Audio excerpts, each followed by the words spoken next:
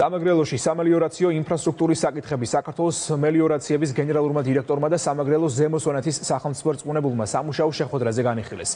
იმ შელეს რეგიონში სადრენაჟე სისტემების არსებულ მდგომარეობაზე მიმდინარე და დაგეგმილ პროექტებზე, რომლებიც მიზნად სამელიორაციო ინფრასტრუქტურის გაუმჯობესებას ისახავს და მნიშვნელოვნად შეუწყობს ხელს სოფლის მეურნეობის განვითარებას.